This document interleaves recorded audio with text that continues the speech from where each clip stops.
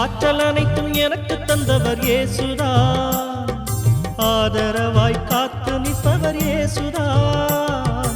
ஆற்றல் அனைத்தும் எனக்கு தந்தவர் இயேசுதான், ஆதரவாய் காத்து நிற்பவர் இயேசுதான். அன்பு தாயா என்னை சேயார், அன்பு தாயா என்னை சேயார், காலமெல்லாம் காத்து நிற்பவர் இயேசுதான். என் வாழ்வில் எல்லாமே இயேசுதான், இந்நாளும் எந்நாளும் இயேசுதான்.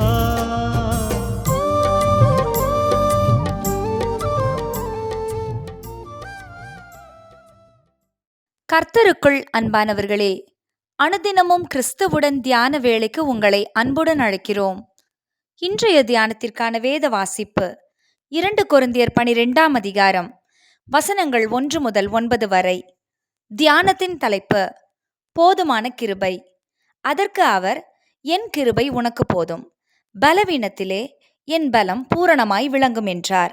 2 கொரிந்தியர் 12ஆம் அதிகாரம் வசனம் 9. இந்த வசனம் நம் எல்லோருக்கும் மிகவும் பரிச்சயமான ஒன்று. இந்த கிருபை எதற்கு போதுமானது? என் நிலையிலும் கிருபை நம்முடன் இருக்கிறது என்பதை நம்ப முடியுமா? கிருபை என்றால் தகுதியில்லாத நமக்கு கிடைக்கின்ற அளப்பரிய ஈவு என்று நாம் சொல்லக்கூடும். எவ்வித தகுதியும் இல்லாத நம்மை நமது ஆண்டவர் ரட்சித்தாரே, இதற்கு மிஞ்சி என்ன சொல்ல?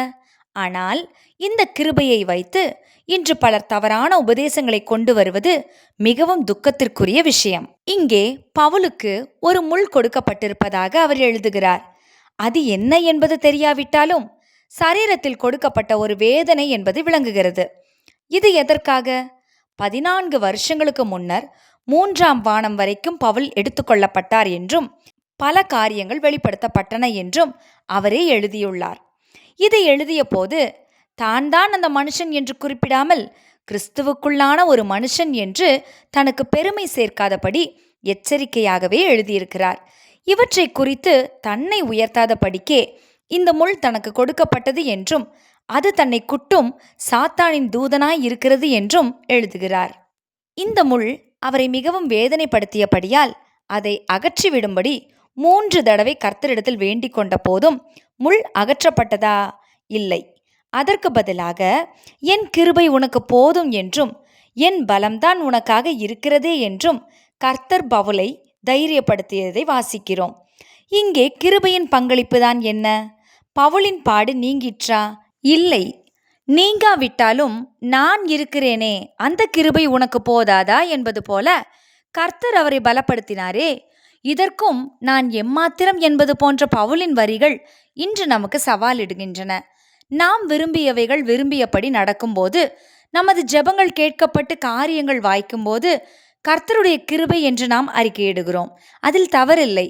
ஆனால் நமது வேண்டுதலுக்கு எதிர்மாறாக நடைபெறும் போதும், இதுவும் கர்த்தருடைய கிருபையே, இதிலும் அவர் என்னுடன் இருக்கிறார், அவருடைய பலத்தை கொண்டு இத்தடைகளை தாண்டுவேன் என்று அறிக்கை பண்ண முடியுமா? தேவரீர் என்னோடே கூட இருக்கிறீர், உமது கோலும் உமது தடியும் என்னை தேற்றும். சங்கீதம் 23ஆம் அதிகாரம் வசனம் 4. ஜெபம் செய்வோமா? பரமபிதாவே, எந்தவித சூழ்நிலையானாலும் நீர் எங்களோடு கூட இருப்பதினாலும் உமது கிருபை போதுமானதாயிருப்பதாலும் உம்மை துதிக்கிறோம்.